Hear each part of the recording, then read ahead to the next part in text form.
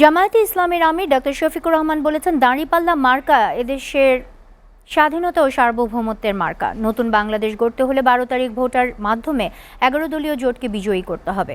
শুক্রবার ফেনী জেলা জামায়াতে ইসলামী আয়োজিত নির্বাচনী জনসভায় প্রধান অতিথির বক্তব্যে তিনি কথা বলেন। ফেনী থেকে শাহরিয়াজামান দ্বীপের প্রতিবেদন। ফেনী সরকারি পাইলট স্কুলের মাঠে জামায়াতে ইসলামের জনসভায় অংশ নিতে ভোর থেকেই জড়ো হন নেতাকর্মীরা। সকাল 9টার মধ্যেই কানায় কানায় পূর্ণ হয়ে যায় স্কুল মাঠ। সকাল 11টায় জনসমাবেশ স্থলে এসে পৌঁছান জামায়াতে ইসলামের আমির ডাক্তার শফিকুর রহমান। এ সময় তাকে স্থানীয় নেতৃবৃন্দ স্বাগত জানায়। এরপর মঞ্চে উঠেন ডাকসু ভিপি সাদেক কায়েম। তিনি বলেন, মানুষ সন্ত্রাসবাদ থেকে মুক্ত হতে চায়, নতুন বাংলাদেশ দেখতে চায়। এজন্য জামায়াতকে ক্ষমতায় আসতে হবে। 12 তারিখে ভোটের মাধ্যমে সাধারণ মানুষ সব প্রশ্নের উত্তর দিবে বলেও জানান তিনি। আগামী 12 ফেব্রুয়ারি নির্বাচনে এই ইনসাফের পক্ষের প্রতিনিধিদেরকে আমাদেরকে বিজয় করতে হবে। আমরা কি পাবো ইনশাআল্লাহ? প্রধান অতিথির বক্তব্যে জামায়াতের আমির বলেন, রাজার ছেলে রাজা হবে কিংবা মন্ত্রীর ছেলে মন্ত্রী হবে, এমন রাজনীতি জামাত সমর্থন করে না।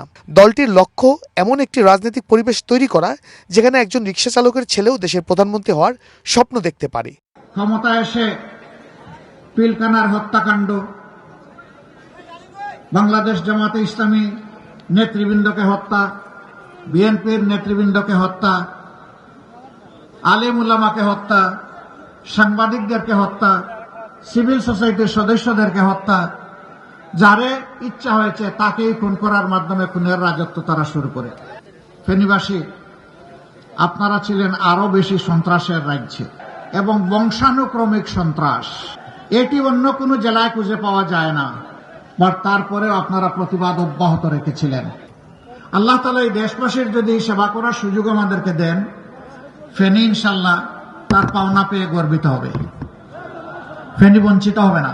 ফেনীর আঞ্চলিক সমস্যা ও জাতীয় স্বার্থ প্রসঙ্গে তিনি বলেন, ফেনী নদী নিয়ে কথা বলায় আবরার ফাহাদকে আধিপত্যবাদের দালালদের হাতে প্রাণ দিতে হয়েছে। জামাত ক্ষমতায় গেলে ফেনীবাদের বিষয়ে প্রতিবেশী দেশের সাথে আলোচনা করবে। বাংলাদেশ প্রকৌশল বিশ্ববিদ্যালয়ের কৃতি ছাত্র আবরার ফাহাদকে এই ফেনী নদী নিয়ে দুটি কথা বলেছিল, এই জন্য তাকে জীবন দিতে হয়েছে।